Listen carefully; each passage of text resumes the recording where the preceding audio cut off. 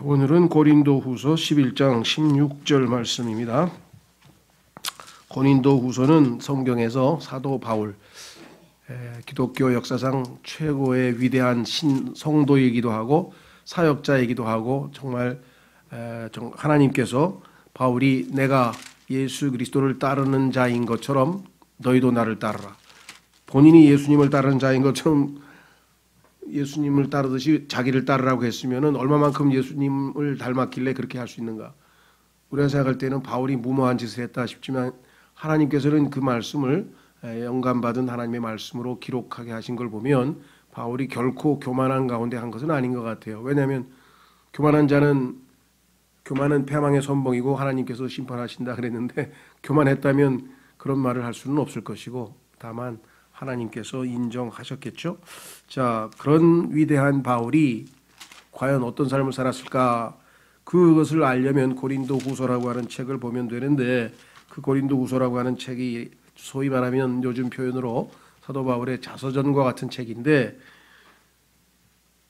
정말 읽기가 민망할 정도의 고통스러운 이야기가 많이 들어있습니다. 물론 또 긍정적인 얘기도 당연히 들어있죠.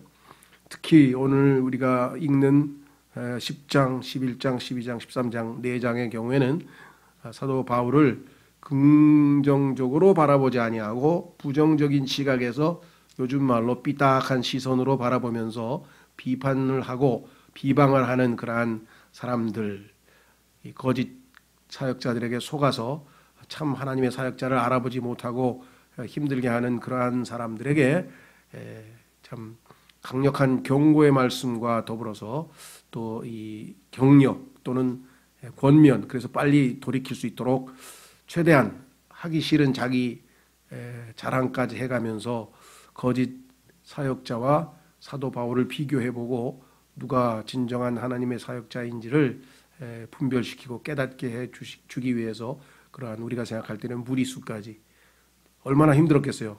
사도 바울은 굉장히 겸손한 사람인데 자기가 자기 자랑을 하려니까 민망스럽겠죠. 그러죠?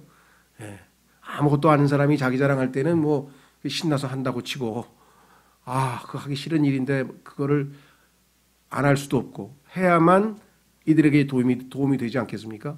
그래서 지금 너희들이 어리석어서 그런 엉터리 사역자도 받아들였듯이 나도 할 수 없이 어리석지만 자랑할 테니까 용납해다오. 이렇게 부탁을 하면서까지 자기 이야기를 할 수밖에 없는 그런 처지에 놓였습니다. 자, 그래서 지난번에 우리 15절까지 봤고 16절에 그와 같은 이야기가 나오죠. 내가 다시 말하노니 아무도 나를 어리석은 자로 생각하지 말라. 저 사람 무슨 지가 지자랑을 해. 그렇게 얘기하지 말라는 거죠. 왜? 하고 싶어서 하는 게 아니니까. 만일 그렇게 생각하려거든 내가 조금은 자랑할 수 있도록 나를 어리석은 자로 받아들여라. 용납해다오. 나는 내가 말하는 그것을 주를 따라서 말하지 아니하고 주님을 따라서 말하면 내가 내 자랑을 할 리가 없지. 나는 정말 형편없는. 자, 사도 바울의 가장 유명한 고백이 뭔지 아닙니까? I am the chief of sinners. 나는 죄인들의 두목이라. 죄인들의 괴수라. 내가 최고의 죄인이다. 이렇게 얘기한 게 사도 바울의 진정한 고백이었어요.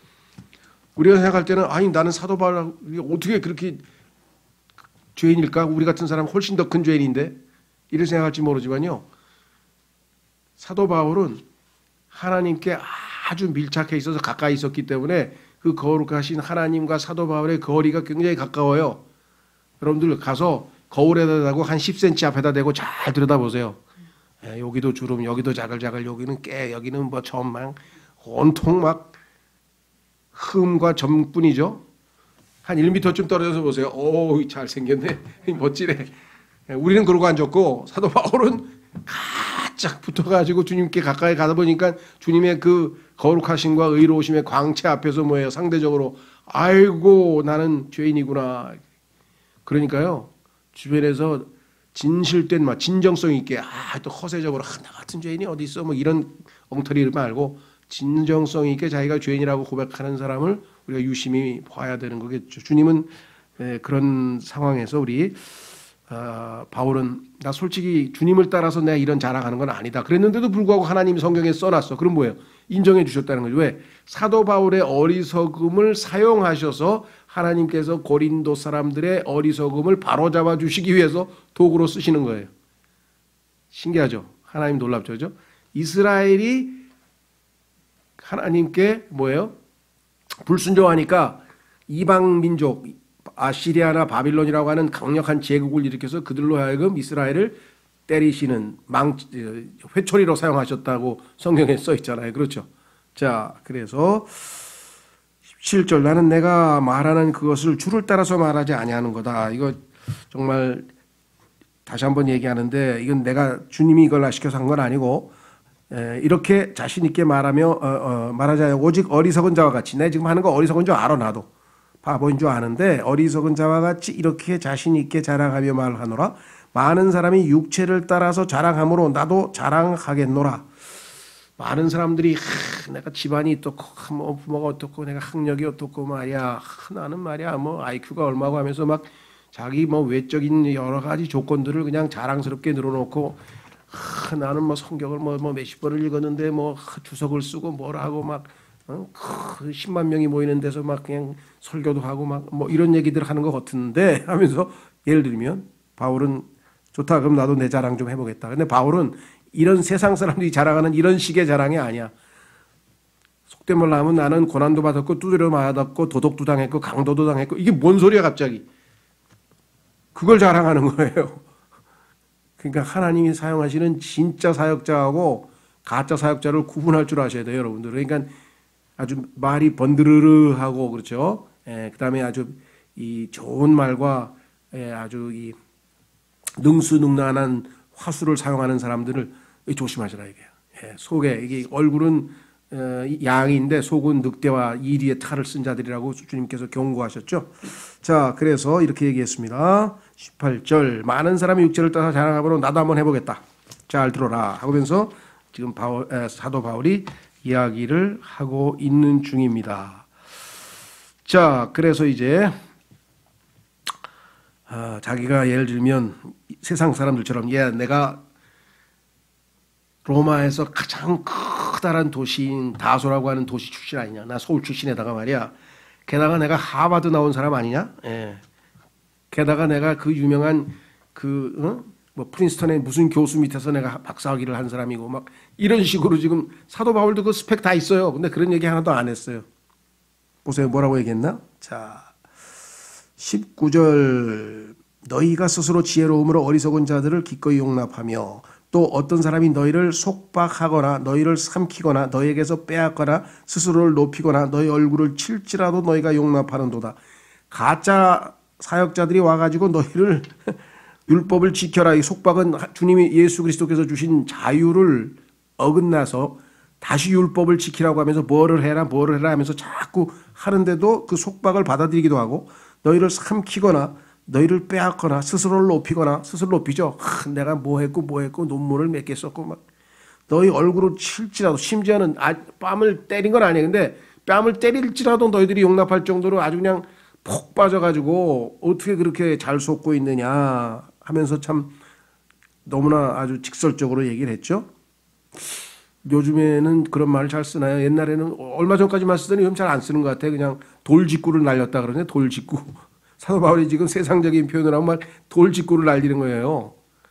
너희가 어찌 내가 너에게 복음을 전해주고 너희를 그렇게 사랑하고 너희에게 그렇게 베풀었는데 이 모양이냐 이렇게 얘기를 하고 있는 셈이죠. 그렇죠?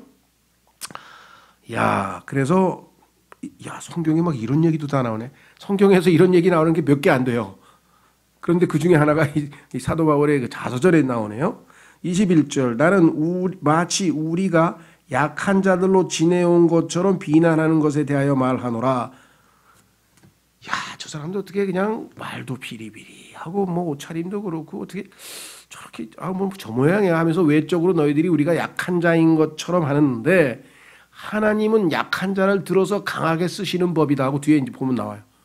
그러니까요 우리가 봤을 때 와 뭐 그냥 설교도 막 우렁차고 그냥 막 쫙쫙하면 우리가 볼 때 뭐 강하고 카리스마가 있는 사람 딱 보면요 그런 사람은 별로예요. 왜? 그 사람은 자기 힘으로 그렇게 하는 거야. 자기 노력으로.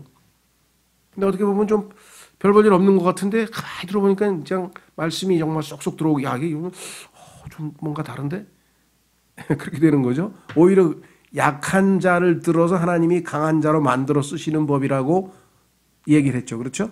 자, 그래서요. 뭐라고 얘기했는고 하니 그러나 누가 무슨 일에서든지 담대하면 내가 어리석게 말하거니와 나도 담대하니라. 그래 나도 지금부터 담대하게 내 자신을 소개 한번 해볼 테니까 요즘으로 치면 자소서를 내가 지금 자기소개서를 지금 쓰는 거예요. 자 그래 내가 지금 자소서를 내가 너희에게 보여줄 테니까 한번 들어봐라 하면서 얘기를 했는데 여기 나오는 내용이 하나님께서 인정하는 사역자의 자격 요건이야. 학위 몇 개, 뭐 박사학위 몇 개, 뭐가 어쩌고 이런 게 아니라 하나님 앞에서 지금 어떤 고난을 통해서 빚어지는가. 그렇죠? 용광로 속에서 빚어지는 고난을 통해서 하나님께서 빚으시는 예수님, 그렇죠? 고난 당하신 그것을 예수님의 발자취를 따르는 삶이겠죠. 그래서 뭐 어떻게 했느냐. 22절 그들이 히브리 사람이냐? 나도 그러하며. 히브리라고 하는 것은요. 다른 여러 민족들 중에서 히브리, 예를 들면 뭐 독일 민족, 그다음에 게르만 민족이죠. 예를 들면 게르만 민족, 그다음에 무슨 민족 하면서 그 중화 민족, 우리는 뭐 한민족 할 때 그런 민족 중에 하나인데 히브리 사람들은 유대인들은 히브리 민족. 야, 우리는 히브리라고 하는 단어 자체는 구약에서 에벨이라는 단어에서 나온 건데요. 강을 건넌 민족이라는 뜻이에요. 그러니까 아브라함이 하나님의 부르심을 받아서 유프라테스 강과 그 강을 건너서 그렇죠? 강을 건너서 세상과 분리하고 가나안 땅으로 왔잖아요. 그러니까 히브리 민족은 하나님으로부터 부르심 받은 민족이라고 하는 자부심이 대단했거든요. 그 네가 히브리 사람이야? 나도 히브리 사람이야. 그렇게 얘기를 했어요. 자, 나도 그러하며 그들이 이스라엘 사람이냐? 그래 하나님의 왕자 출신이야? 그래 야곱의 후손이야? 나도 마찬가지야. 나도 그러하며 그들이 아브라함의 씨냐? 나도 그러하며 나도 아브라함 씨야. 그러니까 유대인들 너 왜 이런 거 자랑하면서 하더라도 뭐 그거 크게 문제될 거 없어. 나도 마찬가지야. 그들이 그리스도의 사역자냐? 아 예수님의 일꾼이라고 그렇게 하면서 자랑했는데 내가 어리석은 자처럼 말하거니와 나는 더욱 그러하도다. 그 사람하고 나하고 한번 비교해봐. 누가 일 더 많이 했나? 사도 바울은 저기 예루살렘에서 저 스페인의 구석진 저 스페인 구석진 데까지 그냥 유럽 전역을 돌아다니면서 그것도 모르겠어요. 말 타고 들어갔다는 얘기는 성경에 안 나와서 걸어서 다니면서 정말 곳곳을 다니면서 복음을 전한 사람인데 비교가 되겠습니까? 나는 더욱 그러하도다. 그리스도의 사역자? 나만큼 사역한 사람 있으면 나와. 요즘 말로 그게 나만큼 사역한 사람 있으면 나와보라 그래. 그렇게 표현한 거나 마찬가지죠. 지금 내가 수고를 더욱 넘치도록 하고 내가 얼마나 수고했는지 그 다음에 매도 지나치게 맞고 다 예수님 때문에 난 매 맞은 거야. 뭐 내가 잘못해서 매 맞은 게 아니라 예수님 때문에. 감옥에도 더 자주 갇히고 나보다 감옥 많이 간 사람 있으면 나와봐. 여러 번 죽을 뻔하였으니 내가 유대인들에게 40에서 하나 뺀 매를 5번 맞았으며 머리 빠른 사람 계산해보세요. 195대입니다. 195대. 39대씩 5번 맞았대요. 이게 뭔 소리일까요? 하나님께서는요 인간을 불쌍히 여기셔서 유대의 율법에 39대까지만 곤장을 치라 그랬어. 왜? 잘못하면 죽으니까. 그래서 율법에 정해져 있어. 40대 치면 안 돼. 39대씩만 쳐야 돼.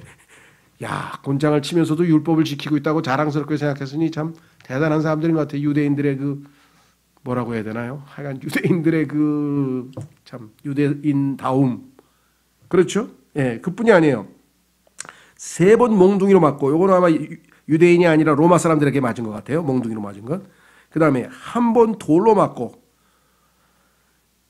이 돌로 맞아가지고 아주 죽었죠. 죽었다가 다시 하나님께서 살리신 사건이 사도행전 14장에 보면 나와요. 3번 파선을 당해요. 물속에 배가 뒤집어가지고 빠진 게 3번. 그 다음에 한밤과 한낮을 기쁨 속 하루 종일 이제 구조대 올 때까지 하루 종일 물속에 빠져 있었어요. 자주 여행하면서 저 예루살렘에서 스페인까지를 돌아다니면서 유럽 뭐 안 가본 데가 없이 다 돌아다녔으니까 얼마나 많이 돌아다녔습니까? 내 동포로 인한 위험과 가는 곳곳마다 너 유대교 버리고 기독교로 갔다고 야 이놈아 하면서 막 계속 쫓아다니면서 박해를 하죠. 유대교 버렸다고. 자기네 나라 민족 종교를 버렸다고. 그렇죠? 우리도 그렇죠. 어느 집에 가면 넌 제사 안 지내고 뭐가 어째 이놈아 할아버지한테 제사 안 지내고 예수 믿는다고? 이 자식이 정말. 그래 쫓겨나는 사람 많아요. 우리 교회도 그런 사람이 있었어요. 말 안 해서 그렇지만 이 집안에 있을지도 몰라. 그 다음에 그렇죠. 그 다음에 도시에서의 위험과, 이교도, 아니네. 죄송해요. 어디야. 네, 물들의 위험과. 자, 26절에 자주 여행하면서 물들의 위험과, 뭐 홍수도 나고, 뭐 물에도 연못에도 빠지고 막 이랬죠. 그 다음에 강도들의 위험과. 조선시대도 보면은 뭐 여행하다 보면 강도들이 막 뭐라 그래. 무슨 해적이 아니고 뭐라 그러지? 막 중간에 막 나와가지고 막 산적 같은 사람들이 등장하는 게, 이 사람 뭐 이 시대는 안 그렇겠어요. 유럽도 마찬가지. 게르만족은 더 아주 무지막지한 사람들이잖아요. 아주 그냥. 여러분들 중세 영화 보면 그 전쟁의 신을 섬기는 민족이니까 게르만족이 오죽하겠습니까? 게르만족은요, 속담이 있어요. 얼마나 전쟁을 좋아하는지, 비가 오면 체육관에서 우리는 전쟁할 거다 그래. 체육관에서. 예, 도움구장에서 하는 거예요. 지금 고척돔에서 하듯이. 그렇게 전쟁을 좋아하는 민족이 얼마나 그런 얘기가 나왔겠어요. 그 다음에 도시에서의 위험과, 도시에서는 또 도시대로 위험. 그 다음에 광야에서는 또 광야에서의 위험. 바다에서의 위험. 그 다음에 거짓 형제들 가운데에서 위험. 비방하고 막 하지도 않은 짓을 갖다가 고발하고 막 이런 사람도 있어요. 7절 또 지치고, 하루에 그냥 몇십 리씩 걷고 그냥 제대로 먹지도 못하고 그러면 얼마나 지치겠어요. 아프고, 하나님이 보호해 주셔야지. 예, 물론 보호해 주실 때도 있어요. 그러나 인간으로 이 땅에 살면 이 땅에 내린 저주로 인해서 병에 안 걸릴 수가 없죠. 죄의 결과가, 아직 죄가 완전히 제거 안 됐기 때문에 예수님이 오시면 이제 더 이상 아픈 일이 없겠지만, 여러 번 밤을 새우고 굶주리고 굶었어. 목마르고 물도 없어. 여러 번 금식하고, 요거는 이제 일부러 안 먹은 거예요. 왜? 너무나 괴로운 일이 많아서 기도하느라고. 밥을 먹을 수가 없어. 너무 괴로워가지고 그냥 기도하느라고 하나님께 아주 그냥 결사적으로 그냥 목숨 걸고 기도하는 걸, 금식. 추위를 당하고 헐벗어노라. 마지막 순간에요, 감옥에서 사도 바울이 부탁이 뭔지 아세요? 디모데후서 유언장. 디모데후서는 또 사도 바울의 유언장인데, 거기에 가면 야 제발 외투 좀 가져다 달라. 마가를 시켜가지고 너무 추우니까 감옥에서 외투가 없어가지고 추워가지고 외투를 부탁하는 장면이 성경에 나와요. 얼마나 추웠겠어요. 그렇죠? 헐벗었노라. 이런 바울이 뭐라 그러는지 아세요? 기뻐하라. 이 상황에서도 기뻐하면서 살 수 있는 게 신앙생활이고, 그게 예수님의 능력이에요. 잘 먹고 잘 살게 해주고, 그냥 아무도 어려움도 없고 고통도 없고 막 그냥 잘 풀리고, 뭐 그냥 뭐 들어가도 복을 받고 나서도 복을 받고 막 이런 식으로 기독교를 아주 매도해가지고 사람들한테 아주 이상하게 보였지만, 진짜 하나님의 일꾼은 이렇다니까요. 이런 상황에서도 기쁘게 살아. 이 사람 행복했어요. 가장 행복한 사람이에요. 왜? 예수 그리스도께서 함께 하시니까. 그렇잖아요. 온 우주에 주관자가 지금 옆에 바울 곁에 딱 계셔서, 보세요. 사도행전 27장. 요거는 이제 실제 사건이니까 사건 현장으로 가보면 그런 얘기가 하나 나와요. 물에 빠져가지고 지금 막 호덕거리고 지금 난리법석이 나서 이제 다 죽게 생겼어. 그런데 곧 이제 파도로 배가 넘어갈 판인데 하나님께서 나타나셔가지고 사도 바울을 격려하는 장면이 나오죠. 사도행전 27장. 나는 신앙생활 30년도 더 넘게 했는데 한 번도 이런 일이 없었는데요. 예. 성경에 있으니까 믿음으로 살라 그러지, 언제 눈으로 보고 체험하고 살라 그랬습니까? 예, 우리 박창희 목사님처럼, 박상희 형제님처럼 운전하는데 그냥 옆에서 그냥 거의 뭐 자기 말로는 뭐 1cm 사이로 샹 지나가가지고 직사하는 줄 알았는데, 아이고 하나님의 천사가 나를 잡으셨구나 그래가지고 딱 내려놓고 그냥 와서 사업 다 내려놓고 사역하신 분도 있어요. 뭐 그런 분도 있어. 비트라크 만도 있고 다 있어. 뭐 그렇게 또 체험을 많이 하신 분도 없는 건 아니에요. 자, 사도행전 여기 어떻게 되는가 보세요. 13절, 사도행전 27장 13절에 가면요, 이런 사건이 터졌어요.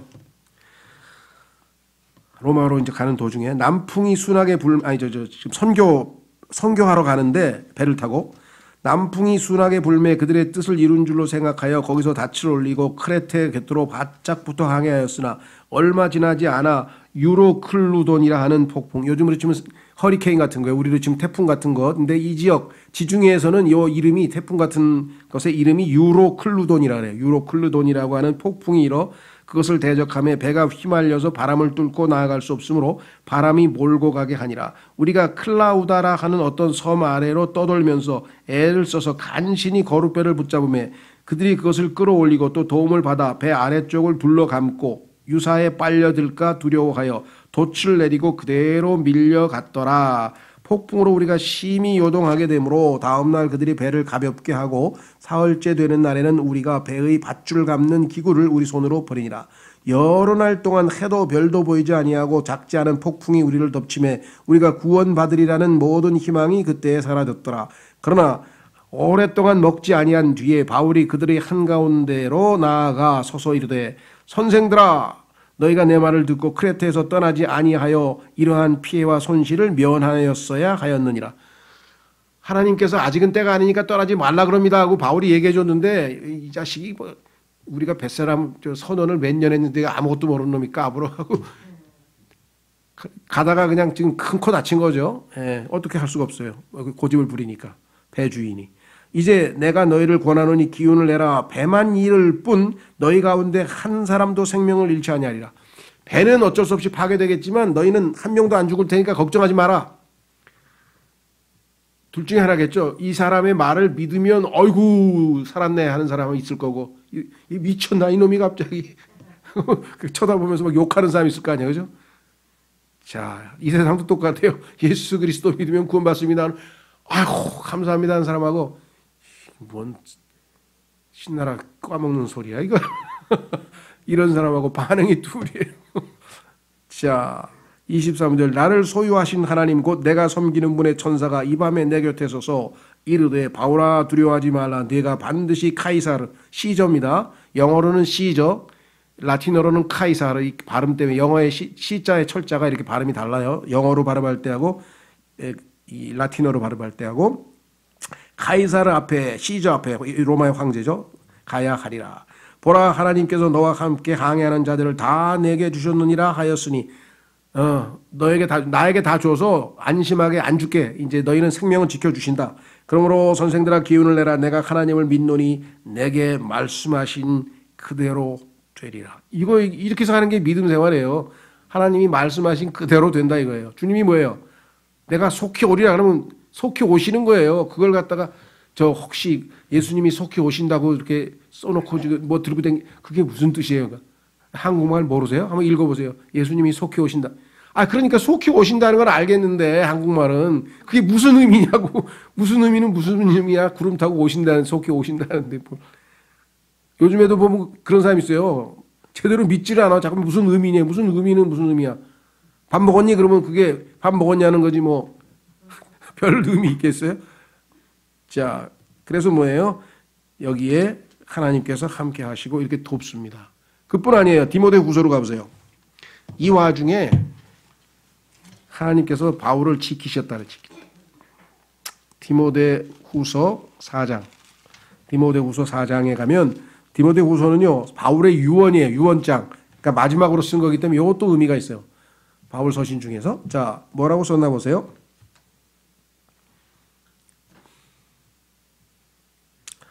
16절 디모데후서 4장 16절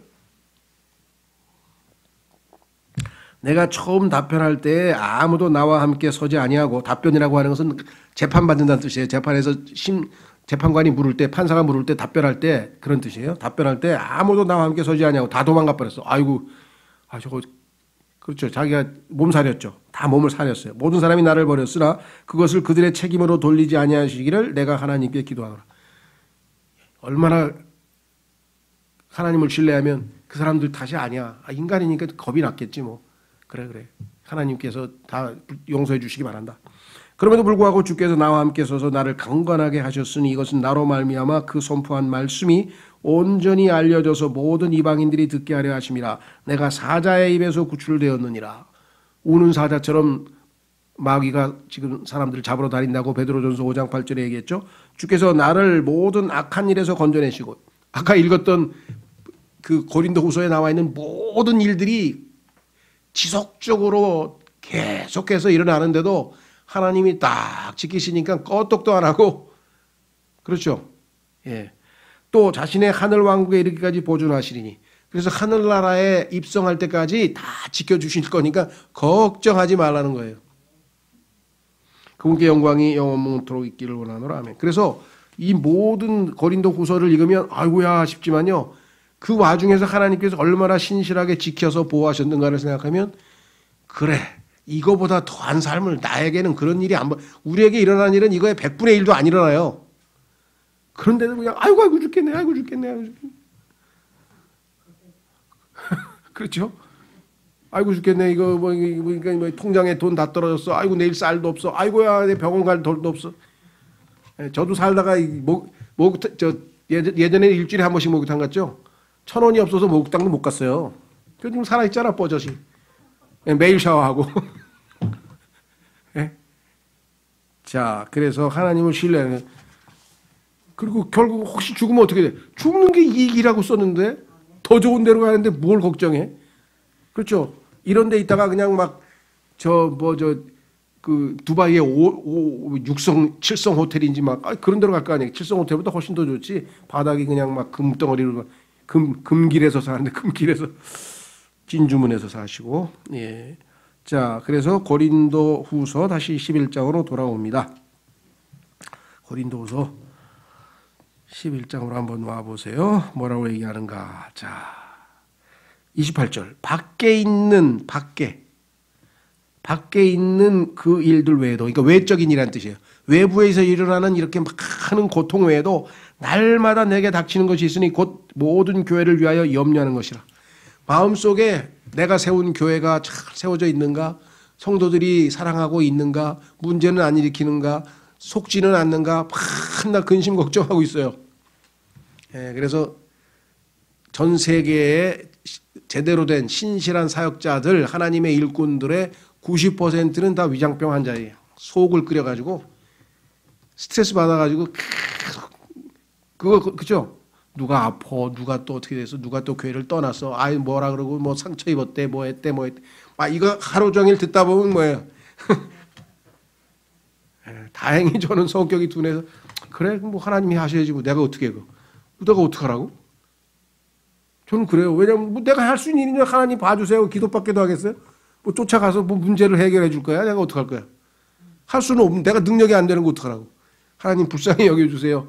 예, 그 사람이 성경을 읽고 믿음을 회복해서 사도 바울처럼 이런 고난을 당해도 그냥 담대하게 하나님 믿고 기쁨으로 살게 해주세요. 뭐 그렇게 기도해야지. 그런 분들이 많아요. 그렇게 해서 또 회복된 분들이 많아 보니까. 자, 그래서 교회 걱정이야 또. 그 다음에 29절. 누가 약하면 내가 약하지 아니하냐? 어떤 사람이 참 믿음이 약해가지고 무너지면 덩달아 나도 이심전심이야, 바울은. 야, 아이고 하면서 막 자기도 약하고. 그 다음에 누가 실족하게 되면 내가 애타하지 아니하냐? 믿음에서 떨어져 나가가지고 그냥 방황하고 그러면 사도 바울이 또 얼마나 애타하는지 데살로니가 전서 2장에도 보면요. 바울이 사역한 내용이 읽어보면 정말 이런 사람이 진짜 사역자라 싶을 정도, 뭐 정말 혀를 내두를 정도죠.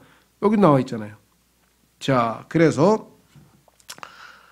그 사람 한 사람에 대해서 애타는 마음. 심지어는 뭐라 그러냐면요. 15절 한번 보세요. 15절. 12장 15절 한번 보시면 사도 바울의 이 고백을 읽으면서 내가 정말 예수 그리스도의 사랑으로 충만하지 않고서야 이렇게 얘기할 수 있을까? 자, 보세요. 너희를 더욱 넘치게 사랑할수록 내가 덜 사랑받는다 할지라도. 고린도 성도들을 위해서 사랑하니까 거짓 사도에게 속지 말라고 막 권면도 하고 막 해서 그냥 어떻게든지 올바른 길로 믿음 세워주려고 했더니 귀찮아, 왜 자꾸 잔소리가 많어 하면서 그냥 바울이 다가갈수록 더 막 바울을 그냥 이렇게 떠밀고 있는 거예요. 그럼 보통 사람들은 뭐예요? 나는 할 만큼 했어요, 하나님. 얘네들은 안 돼요. 얘네들은 뭐 지만대로 살라 그러세요. 난 못 돌봐줘요. 난. 하나님께 맡기겠습니다. 난 못합니다. 바울은 그게 아니야. 그럴수록 더 사랑한대. 더 사랑. 보세요. 나는 너희를 위하여 가진 것을 매우 기쁘게 쓰고 나 자신을 쓰리라. 너희를 위해서, 그런 너희를 위해서 돈도 다 쓰고 나의 모든 것을 바쳐서, 왜? 그렇게 빗나간 너희를 바로 잡아서 그리스도께로 돌려놓는 것이 내가 제일 큰 기쁨이야. 제일 형편없이 빗나간 성도를 바로 잡아서 회복시키는 게 사도 바울의 제일 큰 기쁨이라고. 이런 사역자 보셨어요? 참 놀랍죠? 예수님께서 우리를 위해서 하신 일하고 똑같아. 우리가 하나님과 원수되었을 때도 우리를 위해서 죽으신 분이시잖아요. 사도 바울이 그런 마음을 하고 있잖아요. 예수 그리스도의 마음을 품고 있잖아요. 그러니까 사도 바울은 뭐예요? 내가 예수님을 따르는 것이 너희는 나를 따르라고 해도 하나님께서 받아주신 거겠죠. 그렇죠? 자, 그래서 이제 마무리 짓겠습니다. 30절, 내가 어쩔 수 없이 자랑해야 한다면 나의 연약한 것들과 관련 있는 것들을 자랑하리라. 이렇게 난 부족하고 연약해. 그걸 자랑해. 왜? 그렇기 때문에 하나님이 나 같은 사람은 도와줘야 돼. 똑똑하다는 사람은 도와줄 필요가 없어. 왜? 하나님이 도와주려고 하니까 내가 알아서 할 테니까 하나님 가만히 계세요. 하나님 가만히 계세요. 내가 알아서 할게. 이런 사람들이 있어. 또 하나님이 도와주려고 했더니 가만히 있어요. 가만히 계셔. 내가 알아서 할게. 자식들 중에서도 그렇죠. 부모가 좀 뭐 하려고 그러면 어머니 입 다물고 가만히 계세요. 내가 알아서 하겠습니다. 아주 오만을 떨고 교만을 떠는 친구들이 있어요. 아주. 나중에 보면 아주 엉망진창 되는데 늦게 와가지고 아이고 살려주세요. 막 신앙도 똑같아. 그래서 사도 바울은 뭐야? 내가 연약한 걸 잘하고, 왜? 이렇게 부족하고 약하니까 하나님이 날 안 도와주실 수가 없잖아. 확인해 보겠습니다. 신명기 7장 7절. 신앙의 영적인 것의 진리를 알면요, 하나님 앞에서 그냥 제일 좋은 거 딱 하나야. 납작 엎드리면 돼. 하나님 나 아무것도 못합니다. 도와주세요. 하나님 나 아무것도 못합니다. 도와주세요. 신명기 7장 7절.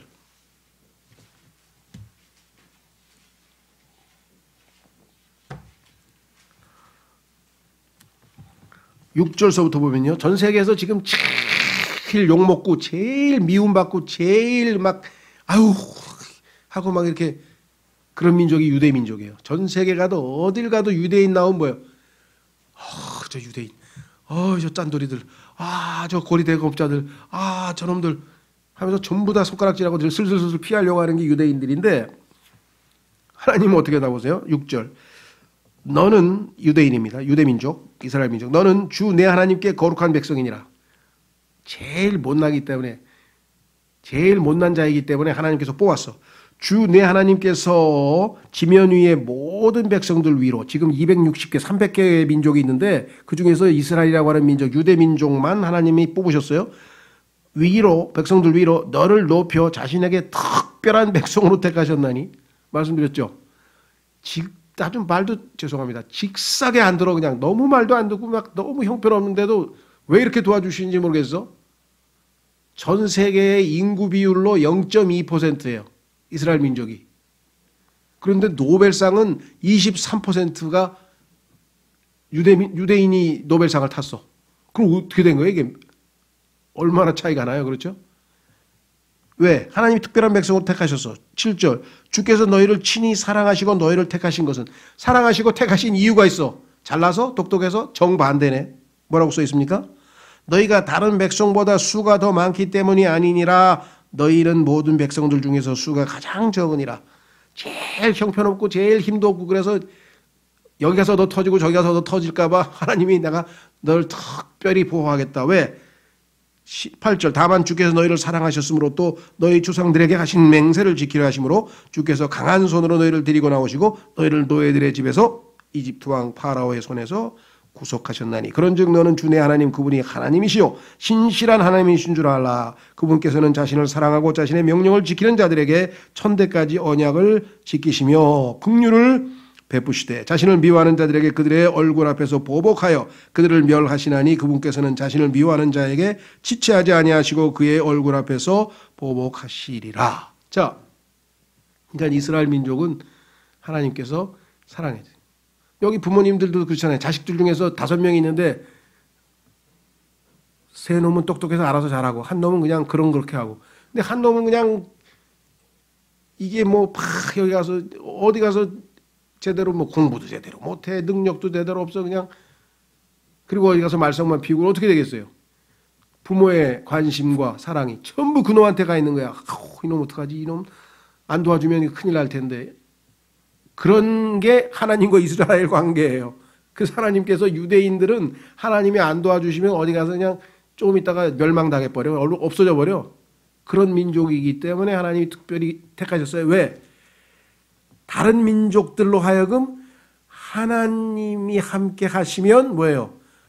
니네들보다 훨씬 더 최고의 국가가 될 수 있다는 거예요. 그렇죠? 그래서 뭐야? 이스라엘의 하나님이 진짜 하나님이라고 하는 것을 온 우주에 선포하시기 위해서 제일 빌빌거리는 민족을 택하셨다는 거예요. 이게 하나님의 지혜야. 예수 믿는 사람들도 다 마찬가지예요. 물론 여기 보면 학교도 잘 나온 데 여러 사람이 있겠지만 성경에 보면 거의 대부분은 다 뭐예요? 그냥 흑수저 출신들이야. 요즘 얘기하면 그냥 뭐 교육이고 뭐고 집안이고 뭐 능력이고 뭐 대부분 다 그런 사람이 하나님 믿겠다고 찾아 나오는 거지. 물론 바울같이 똑똑한 사람도 필요해요. 하나님이 다 쓰시지만 전반적으로. 그래서 성경에서 그게 기본 원칙이에요. 이스라엘 민족도 마찬가지 그렇게 뽑으셨다. 그래서 사도 바울은 내가 약한 걸 자랑하겠다. 이렇게 분명하게 얘기했습니다. 자, 마무리 짓습니다. 끝내겠습니다. 11장으로 가셔서 이렇게 얘기했습니다. 31절 영원무궁토록 찬송받으실 하나님 곧 우리 주 예수 그리스도의 아버지께서 내가 거짓말하지 아니하는 것을 아시느니라. 내가 있는 그대로 다 얘기했다.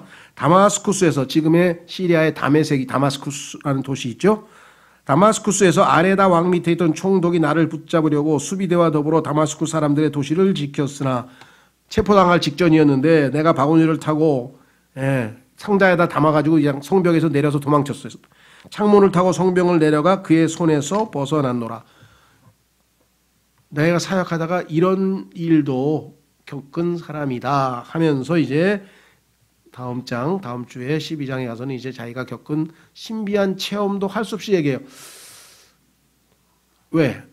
하나님께서 함께하는 자의 모습이 어떠한 자인가를 사람들에게 보여줘야 분별력이 있게 하나님의 일꾼을 제대로 분별해내겠죠. 그래서 고린도 사람들을 돕기 위해서는 어쩔 수 없이 어리석지만 자랑할 수밖에 없었다. 이렇게 얘기를 했습니다. 예, 다음 시간에 이제 우리 12장으로 가서 하고요. 오늘 말씀을 통해서